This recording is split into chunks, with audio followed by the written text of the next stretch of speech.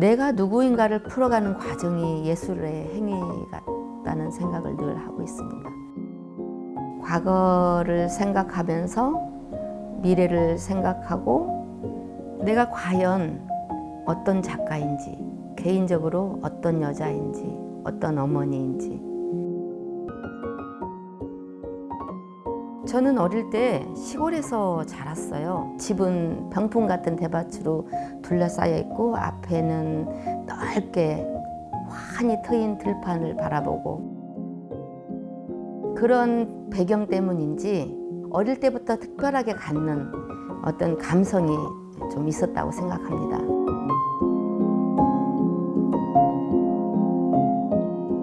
아버님이 6남매를 교육하는 과정에서 매우 노고로운 대바구니 작업을 하셨는데, 대나무를 만드는 과정이 사실은 예술이에요. 저희 아버지 같은 경우는 한학에 굉장히 많은 공부를 하신 분이셨는데, 명필로 새를 그리고 주변의 자연 환경을 그리시고 또 글을 쓰시고 남들이 모두 좋아하는 작품을 하셨어요.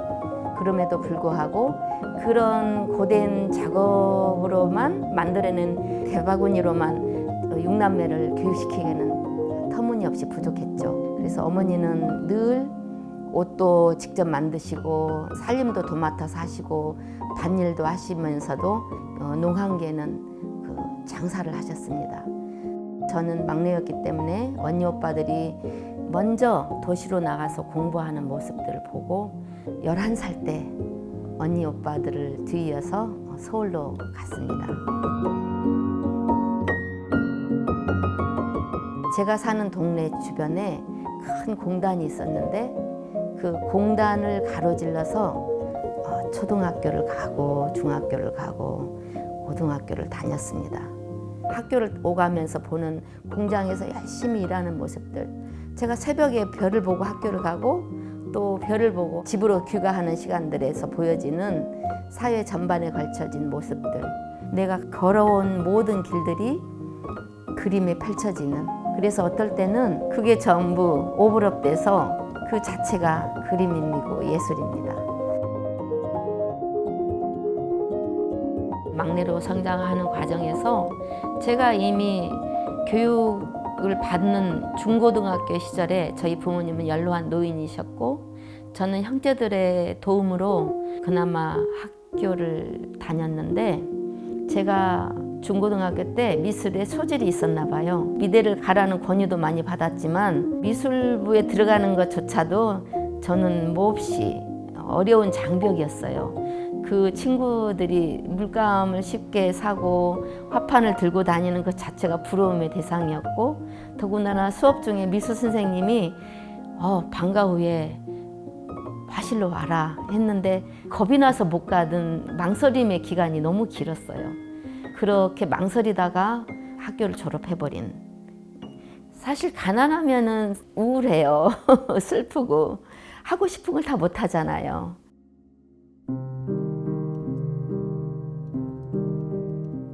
동경심은 항시 잃지 않았던 것 같아요.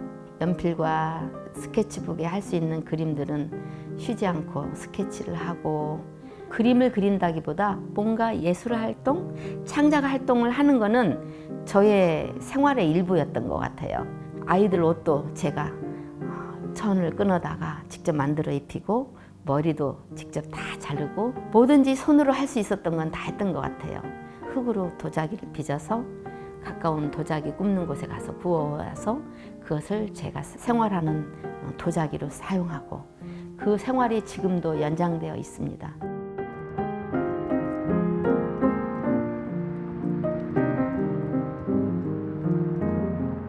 제가 다닌 학교는 프렛 미술대학교예요. 그런데 제가 입학하던 해가 40이었어요.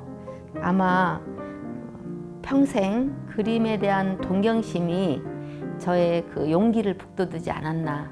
아이들을 보살피기 위해서 미국에 왔지만 한켠에는 꿈에 대한 도전의 기회로 생각하지 않았나. 그 지극히 절실한 동기가 나이와 환경을 극복하는 계기가 됐고 그 극복하는 계기 자체가 예술 과정이죠. 언제나 그렇듯이 순간순간의 선택이잖아요. 내가 그렇게 늦은 나이에도 학교를 갔다는 것에 대한 용기 있는 선택이 후회스럽지 않고 그 선택의 연속성이 지금도 계속 이어져 있다는 거, 내가 무엇을 그리고 어떤 재료를 선택하고 내가 왜 그려야 되고 어떻게 그릴 것인지에 대한 연속적인 선택.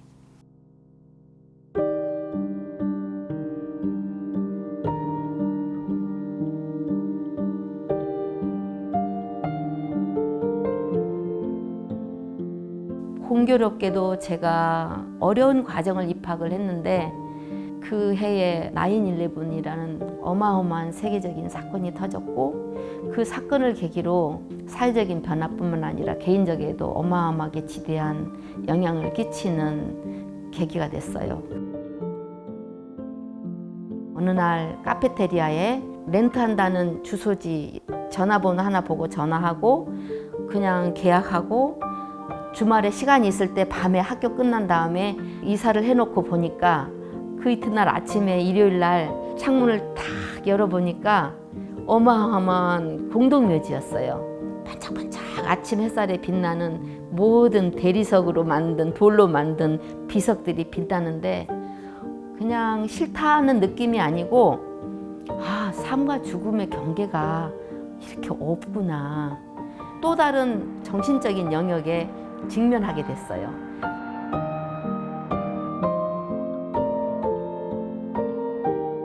무엇을 왜 어떻게 그리는지 소통하는 시간들이었어요. 졸업하고 나면 뭔가 될 줄 알았지만 여전히 외국인이고 나이 많은 동양 여자이고 제가 반듯하게 설 자리는 그렇게 준비되어 있지 않은 상황이었어요. 그 당시에 갈등을 많이 했어요. 한국으로 돌아갈까? 미국에서 있으면 어떤 방향성이 확실하지 않았기 때문에 이렇게까지 후원해 주시고 도와주시는 남편이 있는데 그런데 하다 보니 이게 길이 보이지 않는 거예요. 그래서 울기를 많이 반복했죠. 보시다시피 우리 집은 길가집인데 허드슨 강이 보이고 맨하튼이 보이고 이 도시 풍경을 바라봐도 눈물이 나고 길 가는 사람만 바라봐도 눈물이 나고 새벽에 동이 트는 모습, 해가 지는 모습 모두가 눈물 범벅인 거예요. 어느 날은 울고 있는 나를 보게 된 거예요. 욕심이 너무 많아서 뜻대로 되지 않으니까 울고 있구나. 눈물 대신 더 새로운 도전을 하게 된 계기가 됐고요.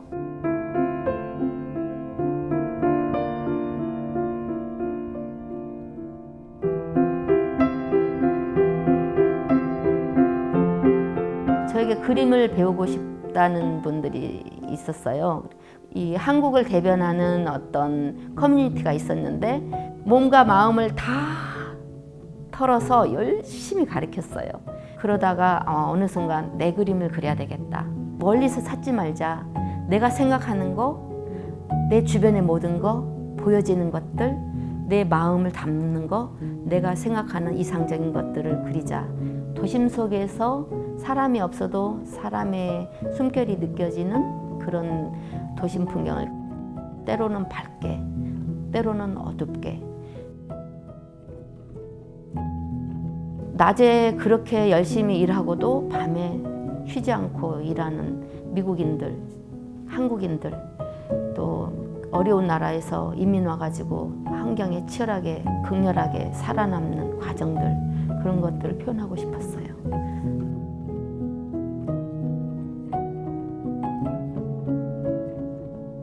2012년 7월 초였어요.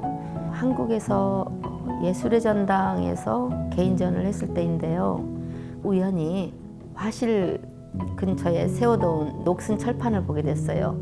그런데 왠지 그 재료를 딱 보는 순간 내가 걸어온 나의 모습이 보여지는 거예요. 큰 녹슨 철판에 세월의 흔적이 배어있는 느낌을 살려서 철판을 과감하게 도려내고 눈을 그려놨어요. 나는 누구인가? 그것이 모태가 되어서 철작품도 하게 되고 소재를 다양하게 제한 없이 쓸 수 있는 용기가 생겼죠.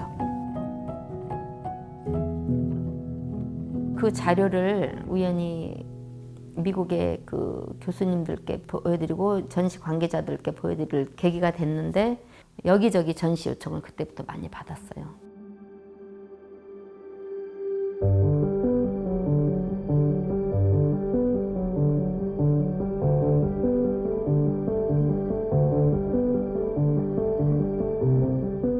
그리스를 대표하는 그리스 국립미술관에서 전시하고 도노폴로스 미술관 그리고 아테네 사이프러스 하우스 그다음에 크레타 섬을 대표하는 크레타 현대미술관 동시에 전시를 하게 됐죠.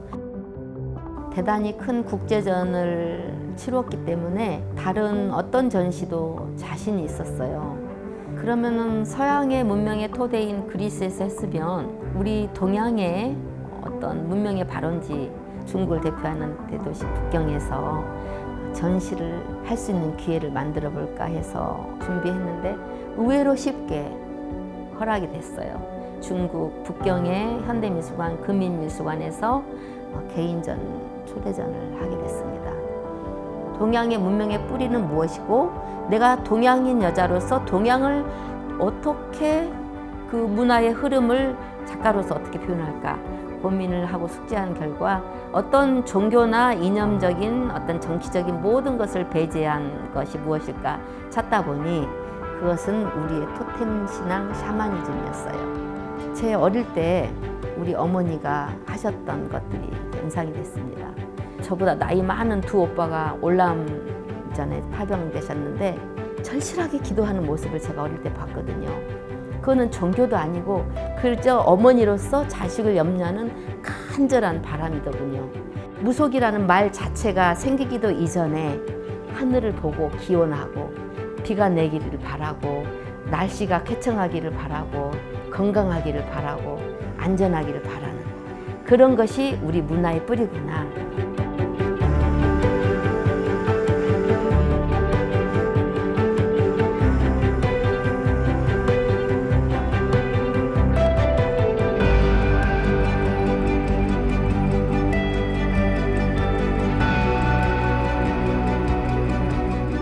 너의 얼굴이 무엇이야?